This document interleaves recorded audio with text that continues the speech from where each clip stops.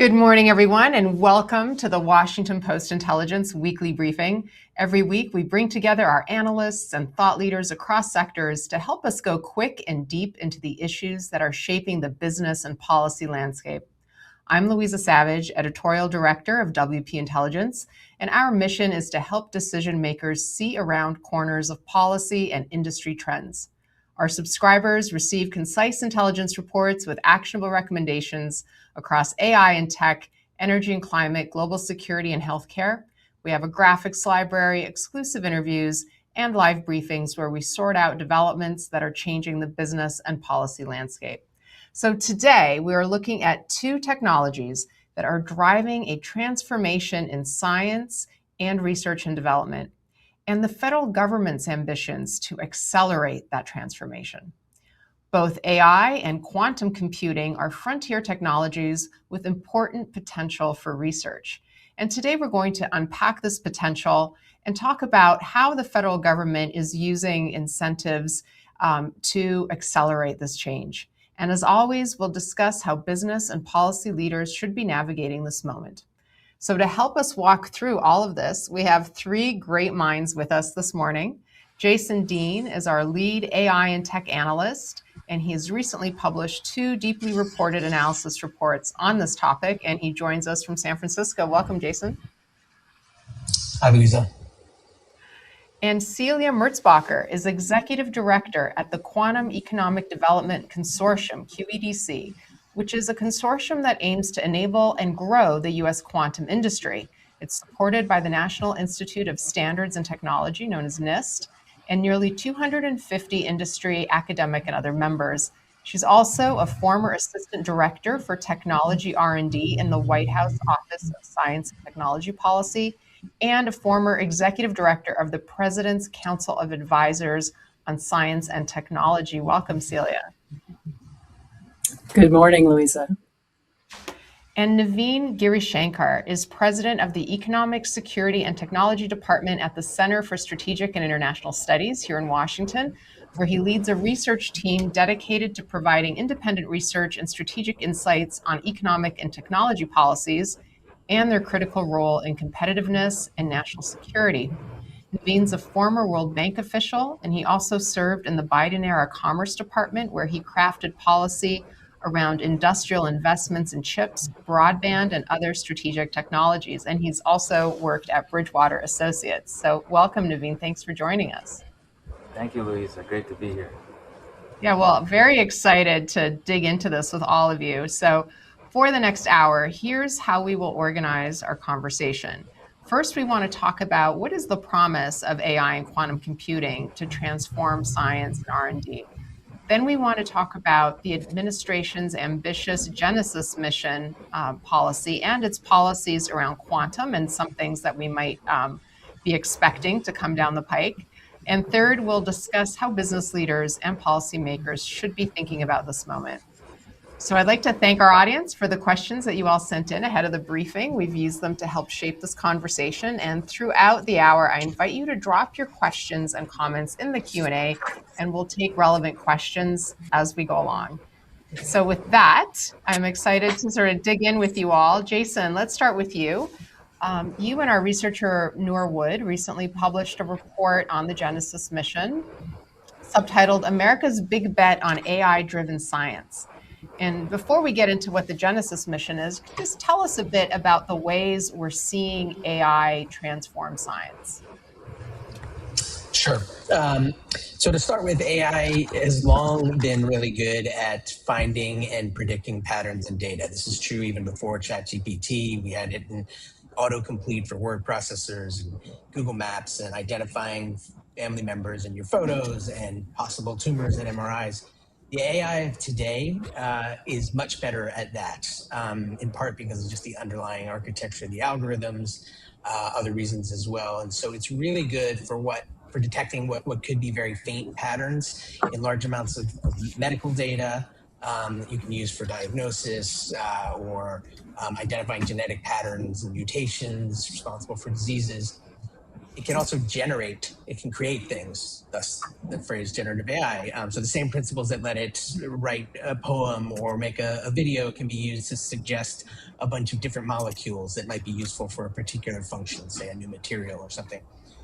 There's an example of its utility with AlphaFold, this project from Google's DeepMind that won part of a Nobel Prize in chemistry in 2024. That's predicting protein structures. And then lastly, it can accelerate reviews of literature and synthesize information, so it can streamline the production of scientific reports and research papers. Obviously all of this still requires human involvement, but it's been a huge accelerant already. Well, thanks for that. And Celia, quantum computing is another potentially transformative technology. So I know this is a lot to ask, but can you explain clearly what quantum computing is, where we are in its development, and then what opportunity it presents for science and research? Well, I'll do my best in a very short amount of time to answer your question. So quantum technologies harness novel phenomena governed by quantum mechanics. It's a field of physics that's been around for over 100 years. And the behavior of materials at the atomic scale is different from the macroscopic scale. And I think that's part of the what makes it somewhat intimidating and hard to understand and get your head around. But outcomes are governed by probabilities. And at the heart of a quantum computer, which is one application of this quantum behavior of material, is a quantum processor with qubits in it, or quantum bits, which are sort of the transistor equivalent in the quantum world. And thanks to quantum mechanics, a qubit can store information not just as a 1 or a 0, like a classical transistor, but also as a combination of 1 and 0. And this is what really opens the door for being able to solve computational problems that aren't really possible with a classical computer. And where are we today? This is the most frequent question. What is it going to be good for, and when am I going to have it? And today, I would say we're in a quantum race. There are a number of different qubit types that are being researched. And so in some ways, we're kind of where we were in maybe the 1940s with classical computing.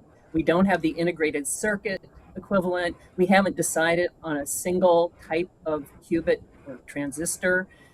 But hardware developers are making steady progress, and you can read that in the headlines. There's still a lot of engineering barriers and challenges to overcome to be able to scale things up to the number of connected, high-quality qubits that are going to be needed for a general-purpose quantum computer. And finally, the advances are accelerating rapidly, probably more rapidly than people would have thought possible even 5 years ago. And as those quantum computers get more powerful, as a former person who worked in the lab as a researcher, it's going to become a tool for research that those researchers just naturally start using. In my experience, scientists will take a new tool and start experimenting with it. And so very soon, quantum computers are going to be at a point where they're going to be useful for research. And researchers really don't care if something's not very stable and they get the blue screen of death now and then, they reboot and go on, before it can be used in commercial settings where it needs to be very reliable and robust. This profusion of experimentation is likely to happen. And I think we're going to be talking more about that today. Fantastic. Well, Jason, you also published a report on quantum. Can you talk a little bit about how quantum and AI do or don't connect, and how do you distinguish between some of the hype around quantum and reality? I think maybe you can start with how they don't connect in a way that they're not simply, quantum computers are not simply like exponentially more powerful versions of today's computers. So they'll be far, far better at some things, and maybe at least in the foreseeable future, not meaningfully better at other things. They aren't likely, for example, to be better at running the AI models that we know of today on the GPUs that we have today, but they'll be really complementary in some ways. So quantum computers can be really good at running calculations that simulate all the ways that a drug molecule could bind to proteins. It's something it's very hard to do with the computers we have today. It's hard to do that kind of math. And then the AI could be used to analyze that data. Same with, say, weather patterns. So there's a lot of ways that they could be complementary, even though they are basically doing different kinds of math, or good at different kinds of math. I think the hype is a good question. It starts with, as a journalist, talking to smart people like Celia about this, who are authorities on the subject, because it is so complicated that it makes it easy for people either who have ill intent or are just confused to say things to people that are misleading about the capability of technology or where we are today. Yeah, Jason, just listening to you and reflecting on some of the, I don't know, anxiety, worry, concern about where AI might be taking us, taking society, some of the downsides. But listening to you describe the potential of how AI and quantum computing could come together in science and research, I mean, does it feel like we're, and I don't want to overhype it, so I really want a reality check here, but does it feel like we're sort of maybe on the verge of some kind of like a scientific explosion or renaissance once we harness these tools? I mean, I think that's definitely in play. I would, I think you have to be wary of concrete predictions about when this or that is going to happen, but within the foreseeable future, of the next decade or two, I don't know, the combination of these technologies could unlock scientific discovery in a way that maybe doesn't have precedence, certainly not in living memory. That's really exciting. Navin, before we get to the policy piece of this, talk to us a little bit about the global context. Celia talked about a race. Are we in a race? And what's the competitive context when it comes to harnessing these powerful technologies for science and research?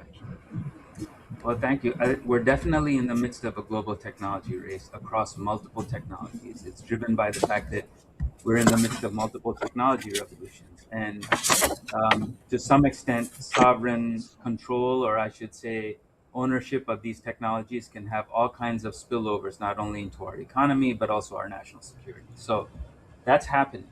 But the important thing here is that technology race is ultimately also a science race. And I think that's something that we may need to anchor to. And certainly, when you look at most of the ecosystems around the world, the technology ecosystems, a key part of that is the role of scientists, the role of universities, the role of scientific research in driving discovery, both mission-driven but curiosity-driven research, and then the marriage between lab and market, and the ability to do that faster and more effectively. So I think that because of the technology race, we then have to shine a light on the science race that we're in the midst of. And both the Biden administration and now the Trump administration have anchored to that. And as we'll talk about quite dramatically with the Genesis mission and other such initiatives. And the same question for you, Celia. How do you look at the competitive context for quantum specifically?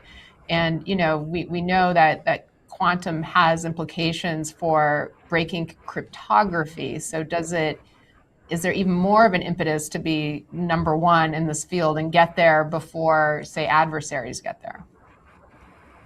Well, I think more and more new technologies, quantum among them, are dual use in the sense they have both government and military applications as well as commercial ones. So the private sector is all out trying to compete for economic value and benefit, while governments, as you say, have their own way of looking at borders in the world, and there's national security reasons for the governments to be wanting to be in the lead in this area. So for those reasons, there's a whole sort of range of investment. And I think these technologies, both AI and quantum, we're seeing emerge not in a sort of linear way where first the government funds the basic research and more applied research, and then maybe some government applications, and then it finds its way into the commercial sector. It's all happening at the same time. And quantum is inherently global. The academic research is global. There are centers of excellence all over the world. The smart people and the talent is global. partly because this has emerged from a field of physics, which is happening in universities all over the world, and investment and innovation is global. So governments are making big bets, and there's a lot of excitement and enthusiasm and even hype around quantum computing. I think organizations like QEDC offer data-driven assessments that can be useful in sort of seeing the less hyped state of things. And we do put out an annual State of the Global Quantum Industry report that helps track progress. So that's something that is available on our website for anyone who's interested. That's great. And Celia, given all that, how would you assess where the US is in terms of quantum development relative to some of its competitors? I think the US is, in the area of quantum computing in particular, probably significantly in a lead, partly because there's such significant private investments being made by the big tech companies. And other countries don't have those same companies. So the governments are stepping in and making some really significant investments in countries around the world. So the US is in a very strong position.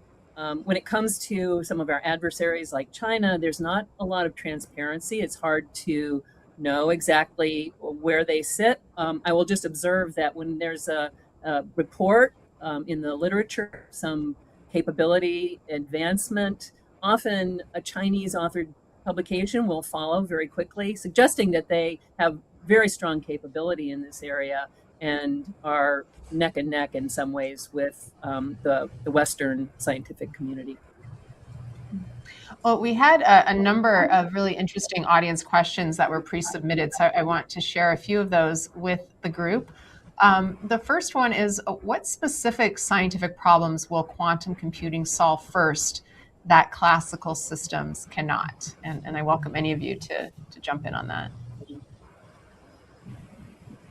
Well, I can start very briefly. I think that there is sometimes a tendency to focus on what we do today with high performance computing and how will quantum either augment that. And I think it is important, Jason mentioned, this is not going to be a technology that replaces our existing computers. It's going to be in addition to, and there's some things that classical computers or GPU-based systems will always do better. And so the fusion of CPUs and GPUs and QPUs is really an area of intense interest because that's likely to just sort of supercharge our high performance computing capabilities. And those capabilities are typically available via the cloud for researchers. And so that's an exciting area of development. Quantum computers, I think, are going to be found useful for computational problems that we haven't even really imagined. And you can think of that with other technologies. You know, we carry around these computers in our pocket called a phone, and it does much more than a phone, obviously. And so what the kind of equivalent will be that quantum enables, and I will just sort of make as an aside, quantum computing is a huge application of quantum technology, but there's also quantum sensors and quantum communication and other applications as well. So I think that the story is yet to be told what quantum is going to be good for in the long run. Navin, are AI and quantum computing fundamentally changing how science is done, or just speeding up what we can do? I mean, it sounds like maybe there's potential here for a change, but we maybe don't know what it is. How does it look from where you sit? Well, I think Celia's work on this is really important. It's both speed, but it's also the nature of the problems that we can address. And so I think of the scientific enterprise, coming from an investment background, as the opportunity set of things that we're addressing. The broader that is, the likelihood of breakthroughs are greater. And then there's the efficiency of what we're actually studying and the research productivity. And I think both of these are important. And so when you think of how different technologies complement each other, chips, AI, and quantum, that triad, which we know are going to be important, they create a compounding effect on research productivity. And I should add that I think that what's really important is to understand that efforts are being made, particularly in the PRC, both on the scale and efficiency of research. So the things that we are attempting to do, they're also attempting to do. And an interesting question that we've asked in our Tech Edge report is, whose ecosystems are more robust to get there, both in terms of speed, but also the diversity of problems that they're addressing and dealing with as scientists. And what did your report conclude? Well, what we've said is that you need to develop dexterity across different types of technology domains. You know, production technologies like high-end machine tools, precision technologies like jet engines, base technologies like rare earths, all of which are, say, in the Genesis mission. Importantly, also AI and other stack technologies like that. The important thing is that these are connected. So it's not enough to just focus on AI. You have to understand that AI is related to chips. So one's capabilities on chips or one's capabilities on rare earths over time will have an impact on your ability on AI. The same thing is true with quantum. Look at the quantum ecosystem or the quantum value chain. There's so many inputs that are required. It's like a precision technology. And those providers of those inputs are all around the world, in Europe, in Northeast Asia, so on and so forth. And so it's really important to develop dexterity across these technologies. And when you look at that, China is ahead in some areas like rare earths, and the US is ahead in others like stack technologies and precision technologies. But other countries, neither China nor the US, have leadership in things like high-end machine tools. And so those are where alliances are very important. And I would say the same thing is mirrored when it comes to the scientific enterprise, as Celia and Jason have mentioned. No, that is fascinating. Jason, just to go back before we move to the policy question, just to the stakes here and the opportunity. One of our audience questions was, can you please discuss real examples where AI is accelerating discovery in science, materials, and manufacturing? Someone else asked, is AI supporting the tracking and trending of diseases? So just talk for a moment in your research, where do you see the most excitement about where either AI or quantum can actually accelerate or transform research the way that we've been describing kind of at the high level? What are some concrete examples you came across? I think with quantum, you know, as Celia alluded to earlier, we're still there. The category of things that we don't know that it will be able to do is probably larger than what we do know. But the mere nature of it, the fact that it is rooted in quantum mechanics, sort of atomic level physics, has people expecting that it will be a lot better for research in areas like just understanding how molecules work and being able to run mathematical calculations for a bunch of different permutations of molecular structures. And so in ways that really today's computers can't do on a like human lifetime relevant scale. So I think the potential for discovering new medicines and new materials is enormous. With AI, which is obviously further along, we're already seeing meaningful breakthroughs. So Google DeepMind, I mentioned, had this project called AlphaFold that the ability to predict what protein structures will be in 3 dimensions has been a scientific problem that's eluded human capability for decades. And they largely figured this out, which enables you to figure out like how different molecules and proteins will interact with each other, with diseases, with medicines. So that's sped up everything from medical research to like development of enzymes that could eat plastic and basically reduce it to the raw materials that you could recycle into new plastic. Right now, we recycle almost no plastic in the world. And so this could potentially change that.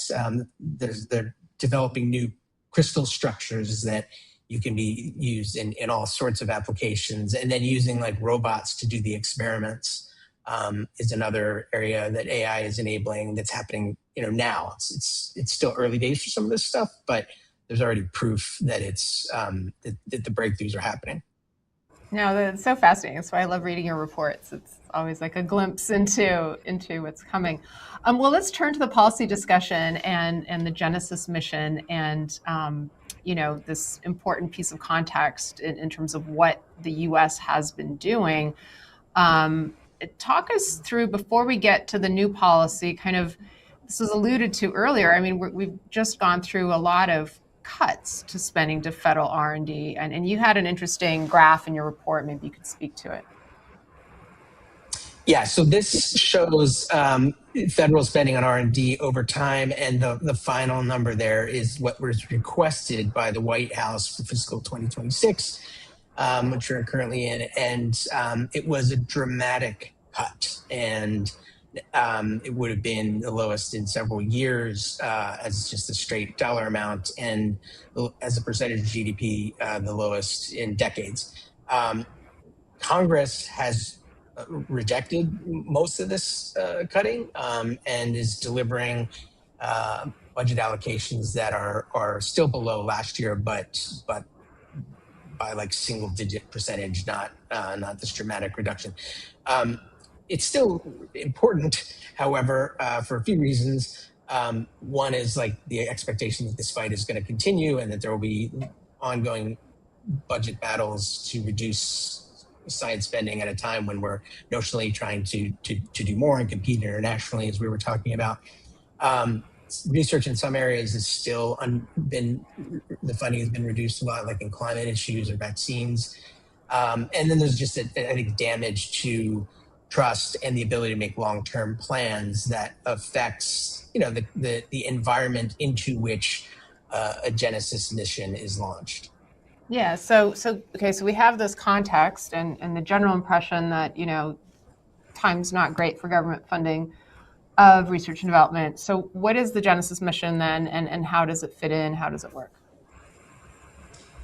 So this is an effort to coordinate the data and technical resources, as well as cutting edge AI technology across the federal government, academia, and the private sector to accelerate scientific discovery in key strategic areas like semiconductors, biotech, fusion energy, critical minerals, areas that have geopolitical strategic significance. This was launched in late November. It's led by the Department of Energy, which oversees the 17 national labs. And the stated goal is to double the productivity impact of American research and innovation within a decade, which is, how we measure that is a separate question, but it is clearly ambitious. There's a long list of companies and research institutions that have already signed on to help. We don't know exactly what their roles are going to be. And it is set an ambitious timetable. They just came out this week with a list of 26 challenges that this project, the Genesis mission, is going to try to tackle, that range from advanced manufacturing to biotech to critical minerals, fusion energy, quantum algorithms, and nuclear threat assessment. So that gives you a sense of the scope here. But to the earlier point, it doesn't yet have new funding. It's early days. They're certainly planning to seek that, but I think that's one of the questions that looms over this. Mm-hmm. And I invite the audience to please put your questions in the Q&A so we can get them here on our iPad. But Navin, Jason just said the ambition of this Genesis mission is to double the output and impact of U.S. research, which is a very ambitious goal. What is the mechanism by which that can happen? And you are quoted in Jason's report talking about some of the challenges that Genesis faces in achieving its goal. So can you kind of walk us through, the theory and then also where you see potential roadblocks? 100%. And if you step back sort of before going forward, over the last several decades, I would say the last two generations, the question of the U.S. scientific enterprise has been on the table. How do we advance it? How do we modernize it? How do we move it forward relative to the challenges that we see around technology and international competition? And our system is federated, it's distributed, it's 1,000 flowers blooming. And those are the strengths of the system. But the challenges oftentimes are, how do you give it focus? How do you give it a mission so that all of these different players across universities and private sector and government can move in a particular direction, particularly when there are national goals at stake? And I think that the Genesis mission is an effort to do that by focusing around these grand challenges with the capabilities of AI to accelerate scientific research. The answer there, however, is, I mean, the question they're asking is, how do we deal with the problem of the efficiency of scientific research? And AI is intended to do that through a partnership with the private sector and the public sector. So that's the bet. I think I would say, just to Jason's point, that's not mutually exclusive in my view, with the need to increase the scale of support for R&D, in particular curiosity-driven research, because it not only fuels discovery, but it also gives an incentive for the next generation of scientists in America to like enter the fields that we're talking about. So those are the goals the Genesis mission is trying to address. The ambition, the clarity of it are all really quite admirable and remarkable, and they have a really strong player in Undersecretary Dario Hill, formerly IBM, driving the charge. Here's the challenge. To do that well, it will require at least three things I see as not obvious. One is setting goals. And I think the mission, the grand challenges that they launched are a good example of that. But trying to focus from, say, 26 to a few that will actually drive progress is going to be important. Secondly, it entails using scientific data that have been developed across the federal government. And those are not obvious. There are statutory limitations, there are legal authorities that will drive how they can coordinate and share. Third is, part of the challenge is getting people who have skills in AI and its application to these scientific problems to work in government in some cases. And there is a fundamental challenge where it's much more lucrative to be in the private sector than to be in government. And so that's something that is a long-standing issue that needs to be dealt with. And as I said, finally, you got to also fund this stuff. You can't simply squeeze more juice out of the system. At some point, you're going to have to fund more of it. I see those as the challenges. I think from what I've heard, the administration is going in with eyes open, at least in the DOE, but they will hit a roadblock if they don't address these going forward. This is an interesting audience question that maybe I'll throw to you, Celia, but invite others to chime in as well. As AI and quantum technologies accelerate discovery, what specific frameworks or governance models do you think are necessary to ensure that this R&D era doesn't just speed up innovation, but also preserves rigorous scientific integrity, equitable access to breakthroughs, and public trust? Are we going to trust something that AI comes up with? It's a great question. I think that in some ways it's not specific to quantum and AI. This is an ongoing conversation that needs to be happening between the different communities, the people who are working on advancing science and technology, and the societal members, the public, policymakers, and so on. I see quantum as being a platform technology. AI is a platform too in some ways, but has clear uses that need to be considered, and actions are being discussed on how to put in the right guardrails. When it comes to computing platforms, they certainly are enabling and can power certain applications that may need regulation or to have similar guardrails. There's some differences, I think, between the two, but it's a great conversation to be having, and this kind of conversation that we're having today, I think, is a piece of that. But it's a role that my organization plays in being the voice of the industry as a whole, so that I think policymakers and the public can have some trust that I'm not speaking for any one organization or company. I'm really speaking on behalf of the community as a whole. Mm-hmm. Well, let's talk what the opportunities and the risks are here for the private sector. Jason, one of the striking graphs in your report on quantum in particular was the sudden spike in investor interest in the technology. I mean, we've been watching the AI stock market boom for a while, but this is a graph of venture capital investment. And talk about what's driving this. Well, where do they think the payoff is going to come?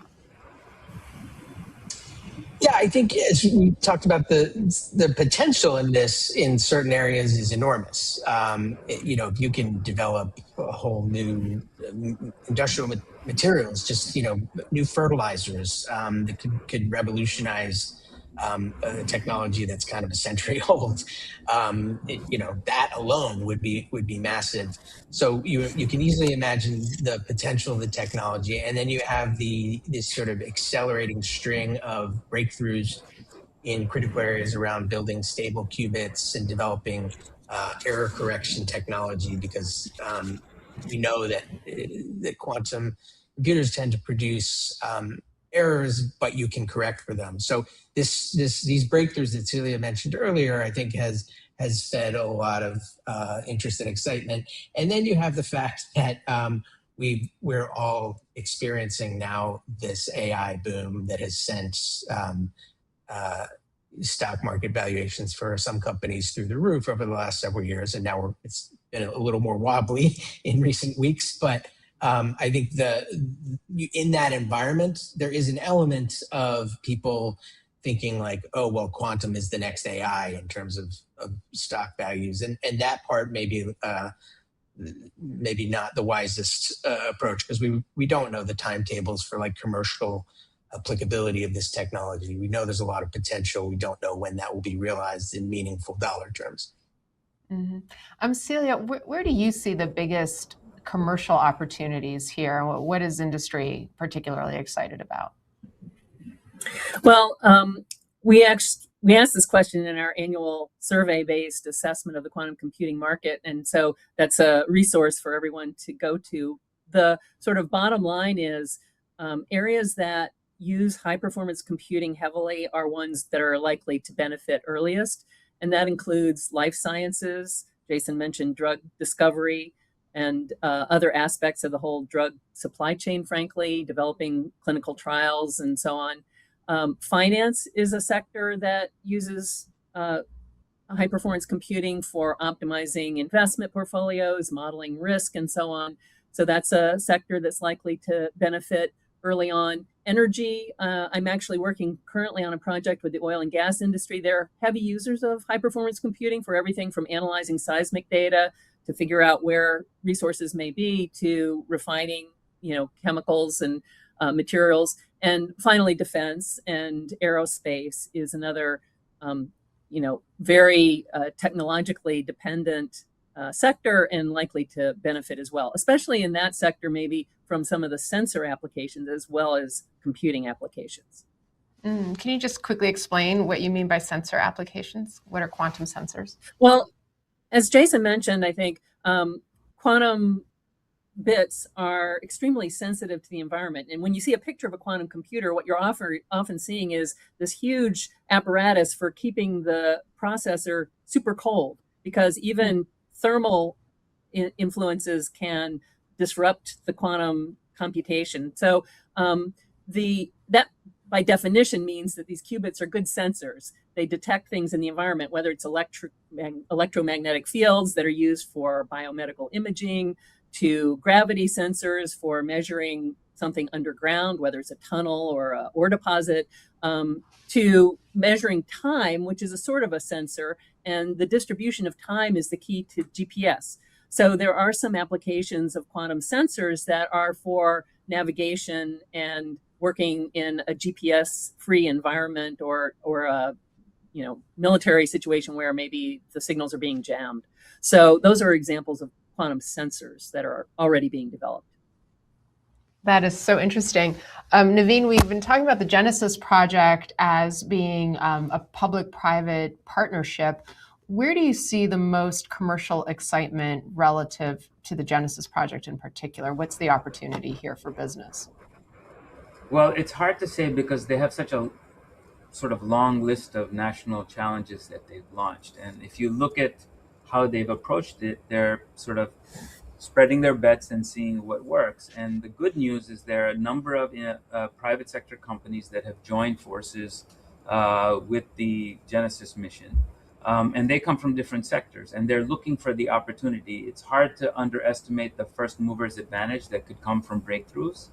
And what they have is they're looking for data, which will be important. And in some cases, some of the companies involved are providing compute, and it's a sort of natural alliance between these. Of course, we'd have to work out those governance issues, but I would just underscore that it's literally impossible in the nature of the economy we have today not to approach this through a public-private partnership. This is the nature of how scientific enterprise works today. It's the nature of how commercial applications are developed. And so I think to their credit, they've developed a consortium model, which they recently launched, which is a way of organizing folks and coordinating folks across different sectors there. If I may, I would just add that when you're talking about the investment in quantum or in AI and other areas, I would say with quantum, it's interesting to note that there are a number of states across the union that, across the nation, that are making significant investments in their quantum ecosystems. Celia is very close to this. Obviously, in Chicago, that's happening, in Colorado, in Illinois, in Colorado, in Maryland. And the signal that state and local government, as well as federal government, provides is itself a strong signal for investors. And in a way, venture capital is addressing what's a longstanding problem, which is they've crowded into software ventures for very long, and now they're beginning to focus on capital-intensive ventures where, again, first mover advantage is quite significant, and you'll see that potentially with quantum. That is so interesting. And just staying on quantum, we're talking about the opportunities, Jason, but you've also written about some of the risks. Talk a little bit about the potential impact here on encryption and how that creates both commercial opportunities and risks. Yeah, so quantum computing will require a whole new set of algorithms. These are like basically instruction sets for computers to solve problems. And it's a different form of computing, so it needs new algorithms. And one of the first huge breakthroughs in quantum computing algorithms came in like 30 plus years ago from a mathematician named Peter Shor, who's now at MIT, he was then at the famous Bell Labs. And so most of our encryption today is based on the idea that it's really hard to figure out the prime factors, if you go back to your high school math, of very, very large integers. That's kind of the essence of a lot of encryption today. He figured out that quantum computers will be able to do that really quickly. So basically, today's computers can't do it in a human lifetime or many human lifetimes, and quantum computers could do it very quickly. That means that when we get quantum computers of the scale he's talking about, much of today's encryption would be solvable. You could decode the encryption basically instantly for all practical purposes. So that would be an enormous advantage for the country that discovers it first in terms of military strategic considerations, and a huge worry for basically everybody who uses encryption to protect data. Though these computers are probably a decade, maybe two away of that size and scale and potency, the concern is that you have data now that has long-term value that could be stolen now by hackers and decrypted in whatever it is, 5, 10, 20 years when those computers come about.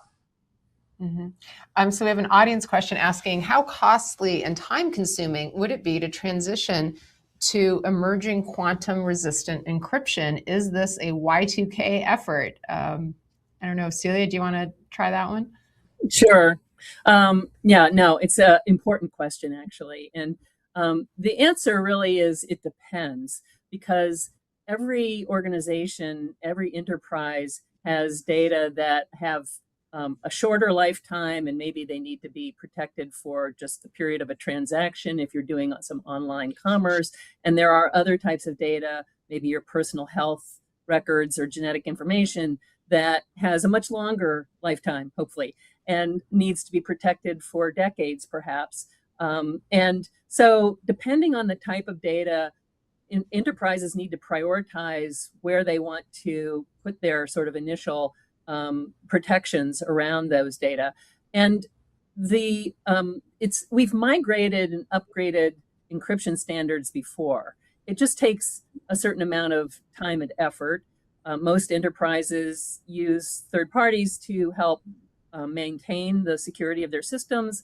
And so the CISO, the Chief Information and Security Officer at various organizations, need to be communicating with those organizations that help to ensure that their data are protected, and ask if they are post-quantum cryptographic compliant. The new standards have been announced by NIST a year and a half ago now. And so we're in the process of, collectively, everyone who handles and protects information, of making sure that systems are migrated to the new standard. And there are a lot of legacy systems. There are hardware updates that need to be made in some cases. So it's not a simple patch necessarily, and it will take time and effort and resources, but it does depend on the nature of the individual organization. Got it. Well, we always like to include practical recommendations for business leaders and for policymakers in our briefings. I'm wondering, Navin, what recommendations do you have? First, I would start with business leaders who want to benefit and get involved with the Genesis mission. Well, I think there are a number of RFIs that are being put out. One should watch very closely on those. The launch of the Genesis Mission Consortium is a great opportunity as well to plug in. I would watch very closely with the wide range of grand national challenges that Undersecretary Hill has launched. These give a window into the sectors and the types of questions that are being addressed, including some of them that are multi-sectoral. So there's a lot of room to play for all of them. I would also say that not only the private sector, the industry, but also the investment community has a set of opportunities here that they should be watching out for, to see what kinds of investments, not only venture, but scalable investments going forward, may come out of the Genesis mission. So it's an exciting time for how scientific enterprise can flow through to commercial application. Mm-hmm. And in terms of policymakers, you'd mentioned before, sort of looking at not just individual technologies, but entire ecosystems. Do you have sort of one or two recommendations there that you could share? Well, I look at the ecosystems as the mix of policies, businesses, government institutions, universities, other institutions that support a particular technology. So they're different for different technologies. And I think that my one maybe swing thought on this is a lot of this is happening at the subnational level, at the state level in the US. And so even as one engages the Genesis mission, it's really important to see what states are doing. I mentioned a few. We spend a lot of time going around the country, whether it's biotech or quantum or AI, and it's really, really fascinating to see what's happening, the natural experimentation that comes out of the kind of system that we have. And so companies, I think, will need to pay attention to what states are doing and maybe spread their wings a little bit in terms of finding opportunities that are emerging. That's really interesting. Celia, for people in business leaders who want to stay abreast of the quantum developments and the opportunities that they might be creating for their own industries, where do they start and how do they keep up with that? Well, there are a lot of resources that are available online, and QEDC is a very inclusive organization that represents the entire ecosystem in a sense. So whether it's a supplier to the quantum industry, a developer of quantum systems, or even an end user, there are sort of opportunities to take advantage of this community.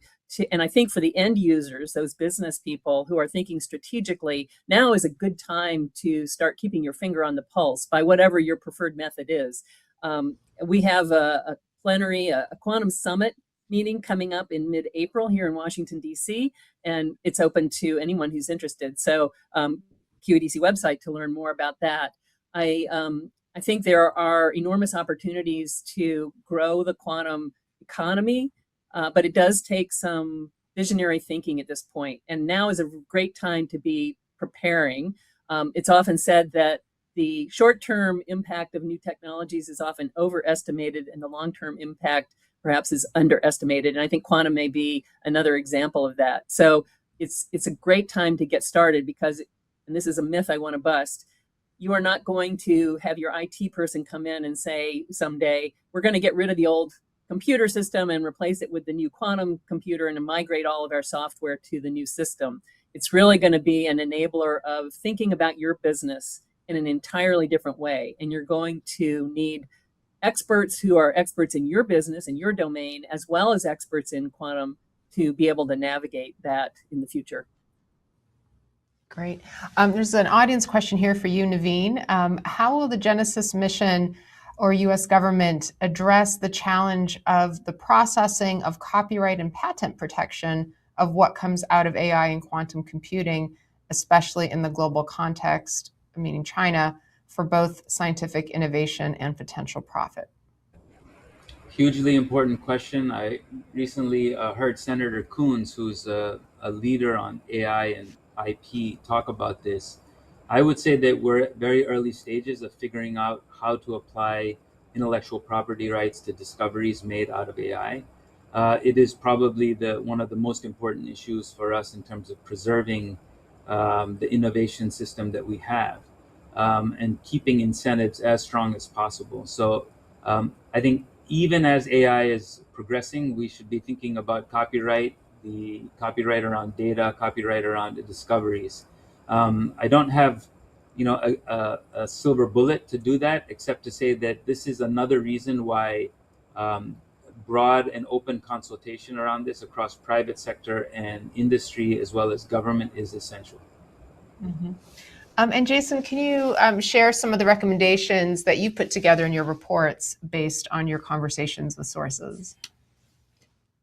Sure. Yeah, I think on the Genesis mission, we talked about it, but watch the money. I think that will give some sense of the seriousness of this across the government. And so we see whether there's meaningful funding allocated from Congress. It's going to be hard to pull that off without it. I think also for both for those involved and for those wanting to be involved or watching it, the need to identify specific metrics for success in specific areas. So the grand goal of doubling research output effectiveness in the macro sense is very hard to measure. You can measure it in specific areas, but if this is going to be held to account, you need to figure out ways to do that that are meaningful. And they're still in the process of doing that for the project. On quantum, I think we talked about it, but it bears repeating. Start the process, as Celia spoke of quantum proofing your data and shifting towards post-quantum encryption. It's a long process. It's a complicated process. It's very doable, but it's better to start now, or as one quantum expert I talked to said yesterday, if possible. And then I think also Celia touched on this, that it's sensible for business leaders to start exploring quantum application possibilities now. Not going to probably be able to make them commercially viable in the next few years or anything like that, but the quantum companies, quantum researchers have the expertise in how to make quantum computing work. They don't necessarily have the expertise that you in your business might have in what problems you are having difficulty solving with conventional computers. And so the conversation between those two sides, between the subject experts and practitioners and the experts on quantum science, I think are going to be really important, as Celia said, going forward to figuring out the best applications of the technology. Yeah, that's a great thought. Well, in all our briefings, we like to take a moment just to look ahead. So Jason, do you want to talk about what you're working on next for our subscribers? I'm looking at what's been called the SaaS apocalypse.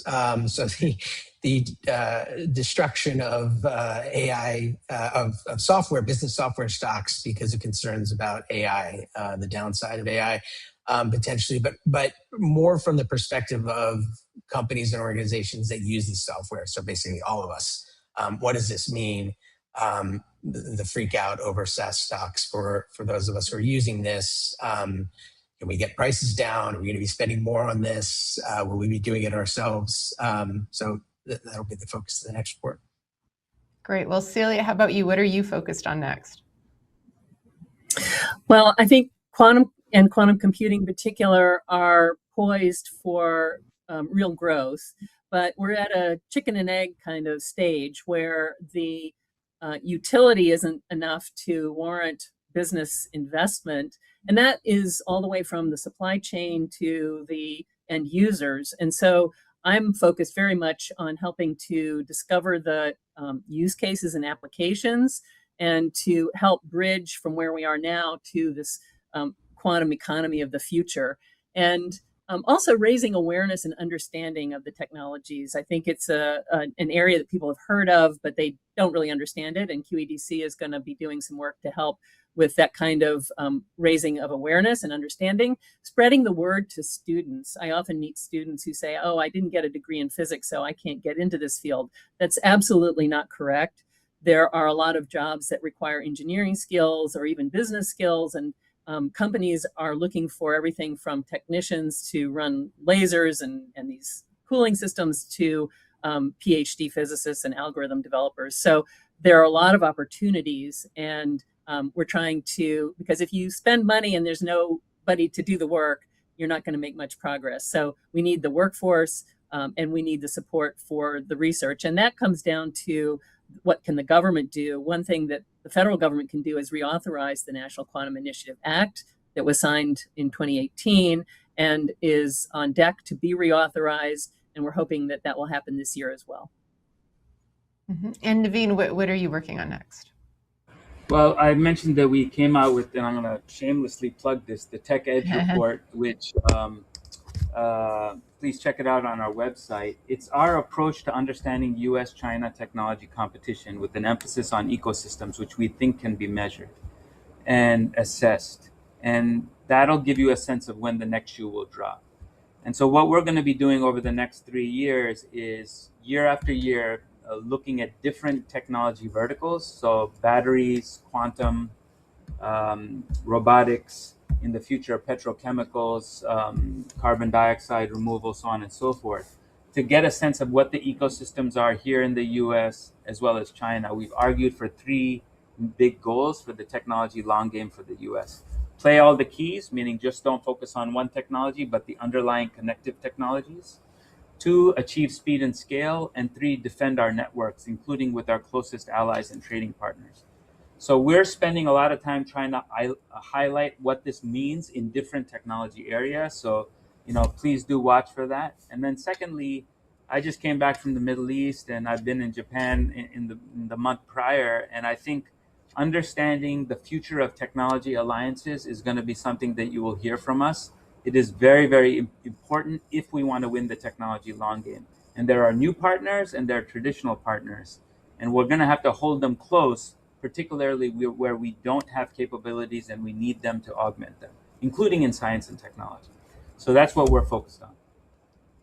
Well, excellent. Well, thank you so much, Jason, Celia, and Navin. This was incredibly insightful and really helpful to help us understand what's going on and where this issue is headed next. Obviously, it's something that Jason and our team will continue to cover closely at WP Intelligence.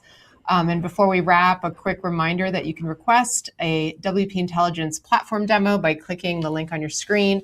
For those who have asked, yes, we will send our live audience and anyone who registered for this briefing a link to a recording of today's briefing. And please do take a moment to complete the short post-briefing survey that you'll receive. Your feedback directly shapes what we do here. And please join us next Friday for a briefing on the promise of gene and cell therapies and a new experimental way that the federal government is helping states get a handle on the costs of these very expensive treatments and cures. So have a wonderful weekend, and we look forward to seeing you next Friday.